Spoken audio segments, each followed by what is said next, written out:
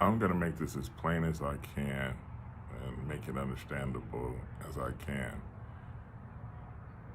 The Feast of Trumpets happens at the Jewish New Year. The Feast of Trumpets is supposedly the birth of Adam and Eve and the birth of the earth as well.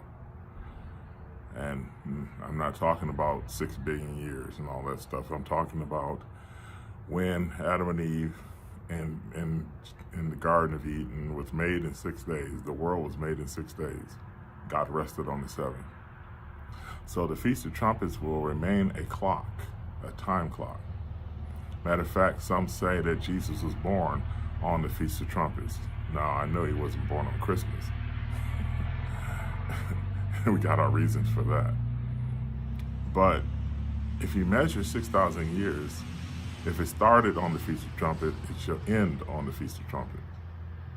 So tomorrow is the beginning of the Feast of Trumpets. No, they did not spot the moon. I didn't think they would spot the moon. Now, here's what I want to send a shout out to Jerry Tony.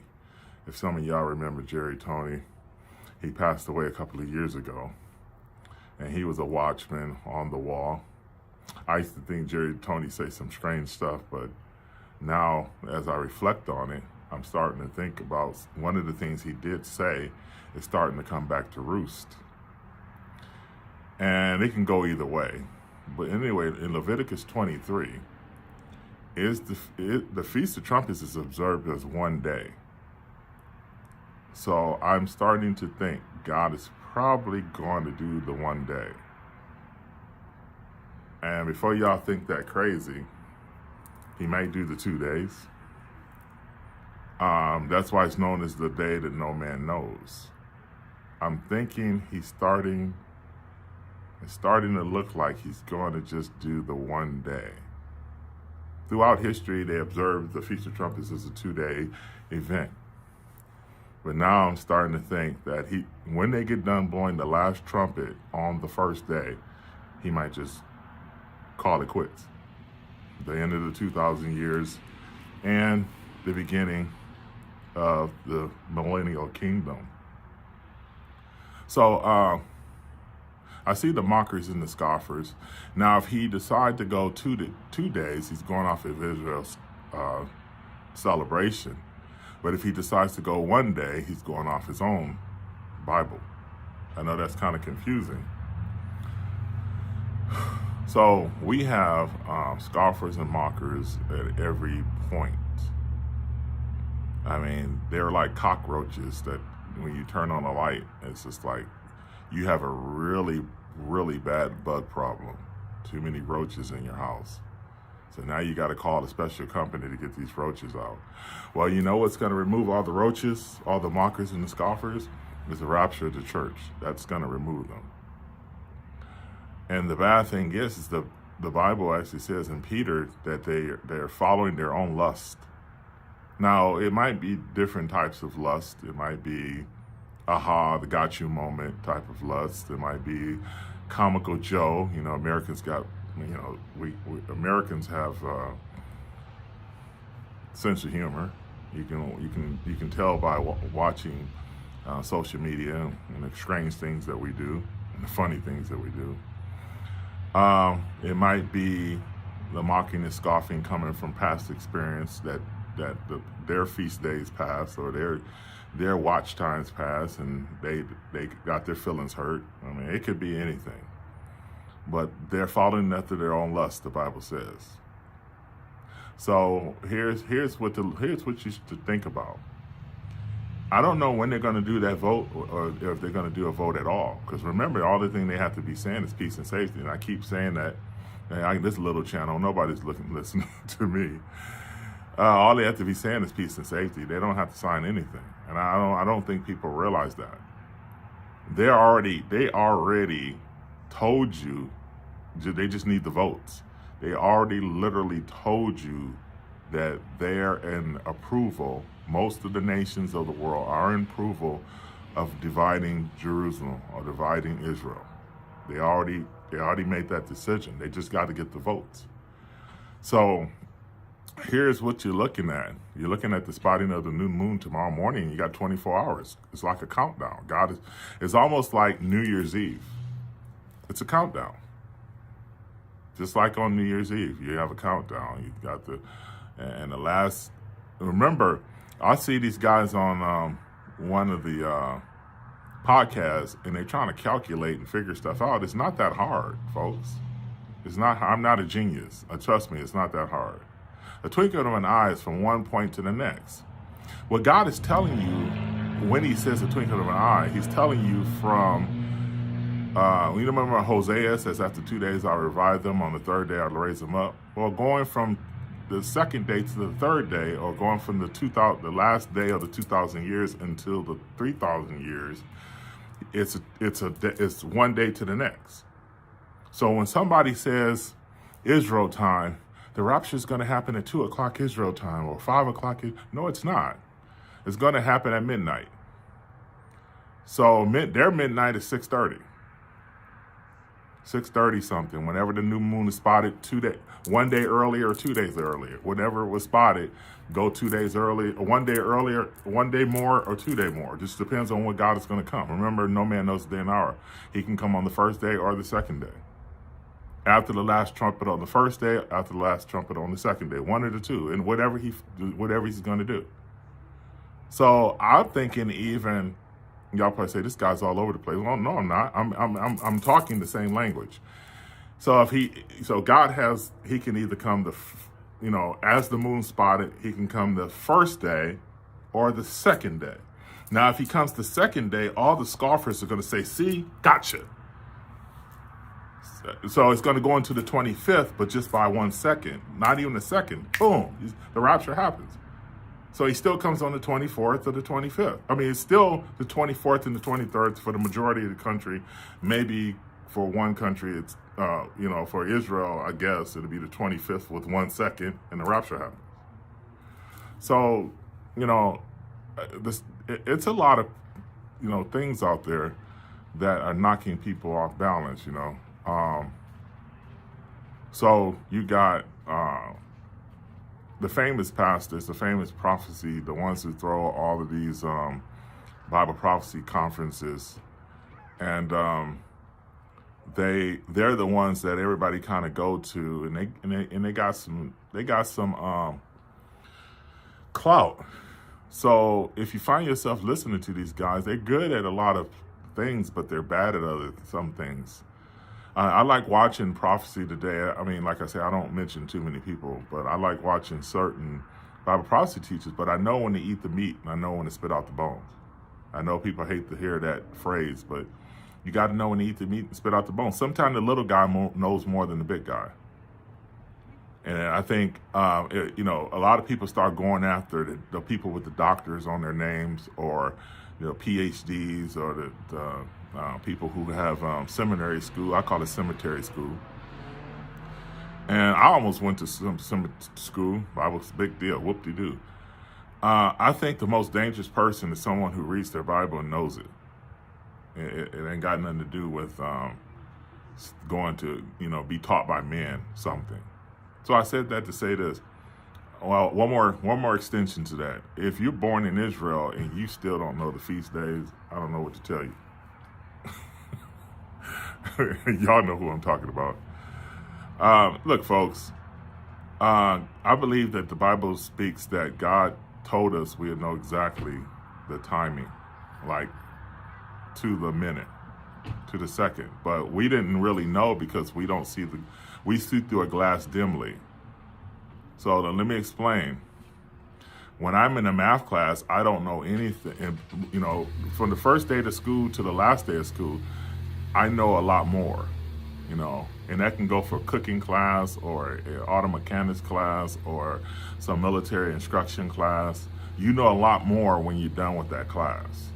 Okay, and you're surprised too. Man, I didn't think I would know anything. And then boom, you know a lot more when the class is over. Well, as watchmen, we're far away from Jesus Christ, 2,000 years ago, but we're much closer. Like the Bible says, you're closer than you once when you first believed about his return. So we know more as we get closer and closer to that time. And the world doesn't realize that. The church doesn't realize that. You know, the ones who are rejecting the invitation do not realize that we're closer than when we first started watching. When 88 Reasons or Harold Camping, we're much closer than we first believed. So here's something to look at. I'm going by exactly what the Word of God is saying. I'm trying to tell y'all, but there's still things we don't know fully. So here's what I'm going by. I didn't think the moon was going to be spotted today. I just didn't think that made any sense. It's going to probably be spotted tomorrow morning on the Pacific time, lunchtime, and East Coast. With that being said, you got to come all the way back around to the next day. That's the earliest the rapture can happen, is when the moon's spotted, like for New York. Let's say it's in New York and it's 11:46. You have to come all the way back around to the next day, and then if the trumpets are being broadcast, then when that last trumpet, you better hold on to your socks. And if they come back on and do it, well, if the rapture doesn't happen, then all the scoffers and the mockers, you think it's bad right now, wait until you see if it has to go back around, because they don't understand a lot of things. They don't understand it's 2 days, or they don't understand it. God can make it 1 day, because in the Bible it's 1 day, but he just allowed Israel to extend it, or else he would have told somebody don't extend it. So in order to get it right and to make sure the moon's spotted on time, they put the additional day on there, and it's on the calendar. So God may honor that 2 days. He may honor that, or he may not. He might just come. So if Israel is in, this is my guess, and I could be wrong. If Israel is in rejection to God, he may not honor that. Let me repeat. Like, if they're in rejection to God's timing, he may not honor the 2 days. He might just honor the 1 day. Do y'all understand what I'm saying? So, for instance, the fullness, you say, Israel's blind, the blindness of Israel until the fullness of the Gentiles come in. So until the time of Jacob's trouble, God is declaring Israel, because something's going to happen where the United States will turn their back on Israel. I don't know if it's now, or I don't know if it's the Ezekiel 38 and 39 war, and then judgment will fall on the United States. But Israel will also lose its glamour. Somewhere they do something to take God off. I don't know what it is. Maybe it's just signing the peace agreement. But then that would mess up Isaiah 17. That means Isaiah 7. A lot of people say Isaiah 17 is inside of the tribulation period. I think Isaiah 17 is still on before the tribulation period begins. See, the rapture of the church does not begin the tribulation period. Remember, repeat.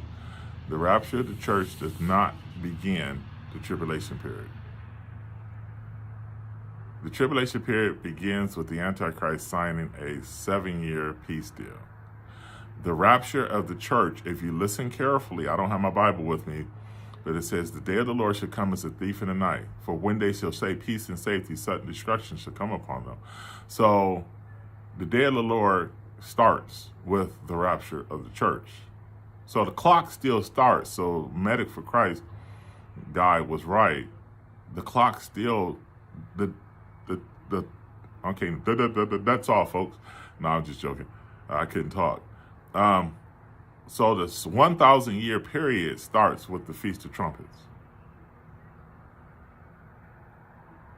Y'all understand what it's saying? He makes it really simple. We just like me, like I didn't realize Zechariah 12 was talking about the UN or a possible meeting site. I was thinking military still. I didn't even realize, this is how ignorant I am. I didn't even realize that it said it said that the nations shall gather twice. One at a neutralized spot with the leaders are meeting, and then one with the military is leading. I didn't even realize that. As many times as I probably read that, I didn't see it, or whatever times I read it.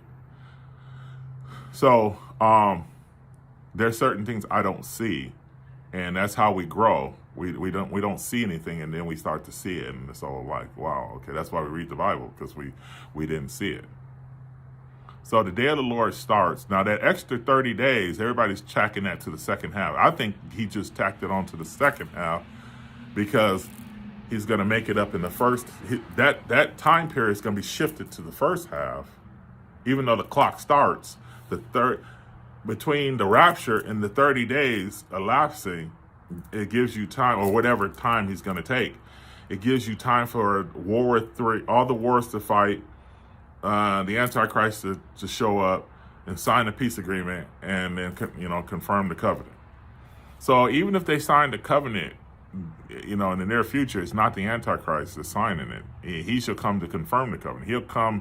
He'll come in a couple of days, a couple of weeks, and then he'll confirm that covenant. But whatever, if they sign something tomorrow, it's just for the Palestinian state, and they might be signing the Pact of the Future sometime in the near future. I was thinking they would do it during the rest of the General Assembly, which goes all the way up to the 29th, I think. I'm not sure, 26th, 29th, one of those days.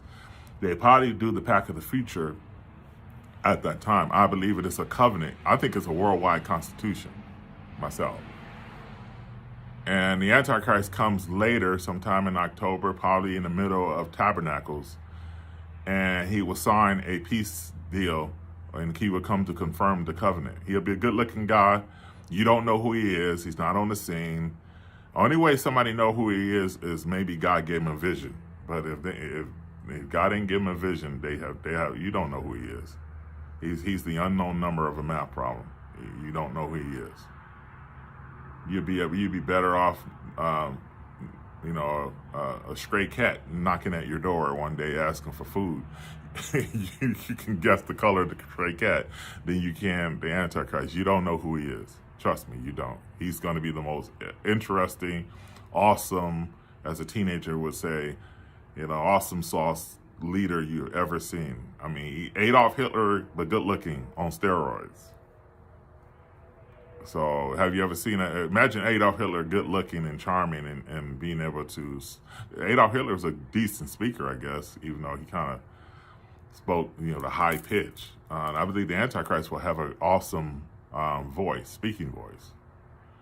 If I was to think, y'all probably think different from me, but if I was to think of a leader, an actor that looks like he can be the Antichrist, it's probably Sean Connery when he played 007. Or somebody like that, or a good look could be younger. He could look like he on a GQ magazine, but a good looking guy. The Bible calls him this king of fierce features. That means he's tough looking. He's not a pretty boy. He's a pretty boy, but he's tough looking. He's intimidating. When you look at him, you're like, that's a handsome, nice Kool-Aid drinking man right there. A good looking guy. I don't think he's going to be an ordinary he's going to be well packaged. And they learned that the first time when they had Adolf Hitler. He wasn't so well packaged. They want you to see somebody that looks good too, and to carry on. Satan. They say Satan was the prettiest thing that one of the prettiest things that God created. Can you imagine Satan being a man though? Scott. If he's the seed of Satan, then that's Satan's son. Then he might look like Satan would have looked if he was a man before the fall. So I don't know. I'm just sitting up here and running my mouth. I'm gonna go back in here and watch some of these podcasts and finish watching maybe my last Detroit Lions game. God was getting on me about idolatry, so I was like, can I just watch this game? It might be my last game. I don't even find interested in it. I'm out here talking to y'all. If you a Lions fan, then you loyal to your wife, to God, and your country, and to whoever. I'm not all that patriotic and stuff. God got on me about that too, about the patriotic stuff. He's just like, no, that's idolatry too. It's just a different form of idolatry. He says, put me first, You're going to always be a good soldier. You're always going to be a good patriot. You're always going to be a good person, for your country, but just don't idolize the country like most people do. But let me break this down so I can get off of here. So the clock starts when tomorrow morning when the moon's spotted, and if they broadcast those, God could even see the problem. I don't think nobody's thinking about this. Only cornballs like me think about this. When people say, "Well, there is," because I looked it up, there is a like an afternoon, thing where they blow the trumpets in the afternoon. So that would be, doggone it, I'm getting it confused. Okay, so 6:30, and it goes all the way around. In the morning time, they're blowing trumpets all the way around, and then all the way around till it gets back to 6 or 7, whenever the moon was spotted the prior day. That could be the rapture in there. Or if God decides to move it around one more time, I want y'all to think about this. Move the clock back around one more time, and boom, the rapture happens. It has to be a change of day in Israel. I'm going to repeat. It has to be a change of day. So if you got your cell phone, say, what day is it? And if it's opposite, and ask them what time is it, and you already knew the moon was spotted at 6, then you know that it's the next day. Don't feel bad, because God might be trying to expose the scoffers by going an extra additional day. So it will fall just for Israel to fall just on the tip of the 25th, but it won't go too far. He'll rapture his church out before the 25th probably.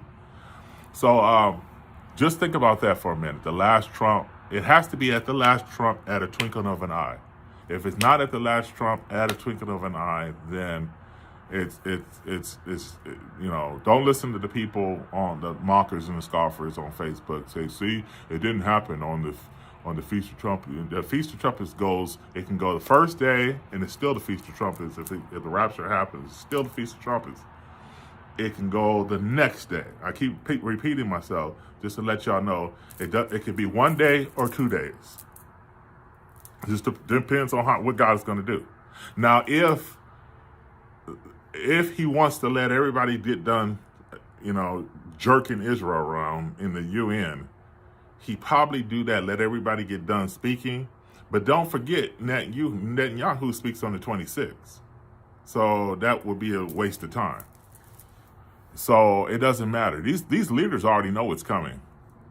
Y'all think the leaders are going to be caught by surprise. Y'all probably thinking, because I thought for a split second, and I'm like, oh yeah, that's right. They probably know already. So when everybody's like, all the leaders are in the UN, and President Trump's talking, those guys already been briefed. About what's going on, the UFO that's coming. Most of those nations have been briefed. They know what's going on. So you ain't gonna catch them by surprise. They might act surprised, but they're not surprised if the rapture happens. They already know it's coming. They say, how do you think they know it's coming? They know it's coming. Trust me, they know it's coming. Y'all know, some of y'all know that they already know. I'm not gonna explain why.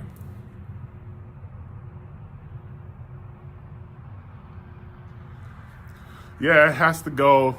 I'm not, like I said, if y'all watch my programs, I mean, it's too much stuff going on right now. I can see, I've sat on this porch right here, in the nighttime and at 2 o'clock in the morning, and just pray to God and stuff. But I also sit here and contemplate, how could this go by? And everything that's supposed to look like what I was imagine it would look like, years ago, it looks like it. So I mean, I don't see it passing by. What I'm trying to get y'all to understand, that if the moon's spotted tomorrow morning, or tomorrow afternoon for Israel, but tomorrow morning for us, at on the Pacific, it'll be 8 whatever, 8 or 9. I'm pretty sure it'll be spotted on time, so it'll be like 8:30 something, 8:31, 2:32, 33, 34, 40, whatever. And it'll go around to the next day. the same time that next day, around that area is when the twinkling of an eye at the last trump. They should have a ceremony. But Israel already said that they're going to broadcast the ceremony. So it might go back around again to that same time in the morning time, and the last trump is blown. So a lot of people play ghost games.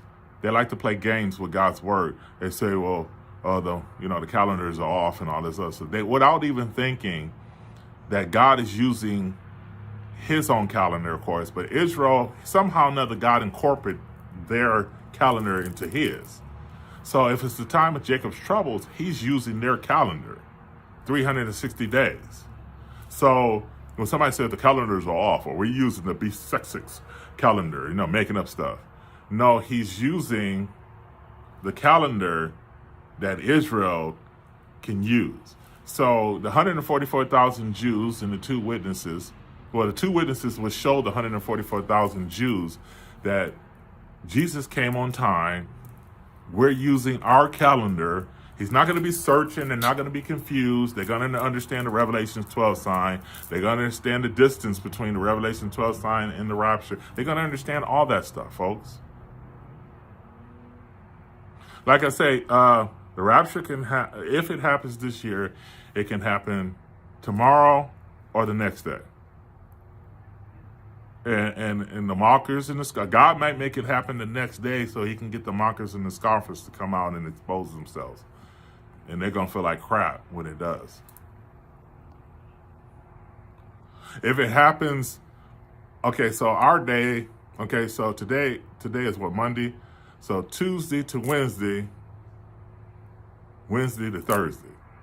And you notice the watchers still never said, they already said Monday, Tuesday, but they never said Tuesday, Wednesday. But Wednesday has to finish here in the United States to become Thursday. But it's still the 24th. It's still the 23rd and 24th. Just by 1 second is it the 25th in Israel.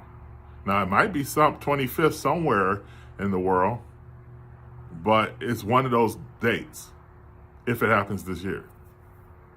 So I'm probably confusing people because I'm confusing myself. I'm going to go in here and finish watching some of these guys' things. I just want to get my second video. I didn't do a third video today.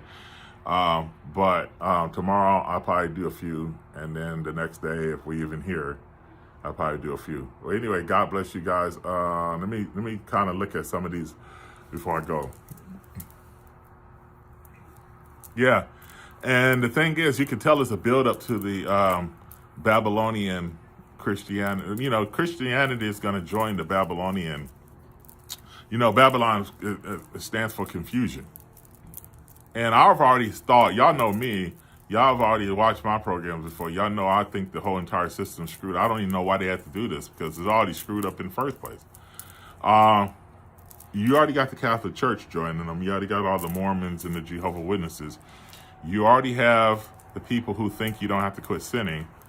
They're more close to God than the rest of them. Believe it or not, the people that faith alone is more closer to God than the Catholic Church. You say, well, why do you say it like that? Because one of these people are foolish. One is either the works-based or the faith alone people. One of those. And see, what people fail to realize is they both waiting for God to return. Name somebody else that's waiting for God to return, please. Name somebody else. Name another group that's waiting for God to return. It's either the faith aloners or y'all call us works-based salvationists. I'm just saying it for the sheer hope of the conversation. But we're called Christians, we call followers, we call saints. So what would be more foolish? What would you rather have, a son that listens to you? You still love him, but would you rather have a son that listens to you or a son who doesn't listen to you? So I can imagine talking to my son and I say, I don't even know you. I don't know you. You're not the same kid I raised. Imagine Jesus telling the foolish virgins, I don't know you. Now, why would a father tell his son, I don't know you? It's because he's breaking the rules. He's out killing people. He's out doing something that he shouldn't be doing. Well, when Jesus is teaching you about sin, see, people think Jesus is just here to forgive you. No, he's here to teach you. The Holy Spirit teaches you to not sin. He teaches you the disvalue of sinning and what sin does to somebody's life. And he's trying to teach you, lead you into righteousness. He's leading you to all truth. Okay? So anyway, like I said before, I'm here to not get people to agree with me. I'm here to give y'all the message. They don't really have to sign anything. They literally don't have to sign anything. They just say peace and safety. That's all they have to do. They don't have to do anything. They just have to say peace and safety. Well, I mean, if they sign something, that's even worse. But yeah, they got enough nations to later on in the next week and sign. They might just sign something next week, but the rapture still can happen. It doesn't matter. We're not waiting for them to sign anything. I know some of y'all want to see some signs and wonders, but they don't have to sign anything. He's just waiting for that last trump. You're just waiting for the transfer from 6,000 years to the 7,000 year. That's all you're waiting for. All right, God bless you guys. You guys have a wonderful day. See y'all tomorrow.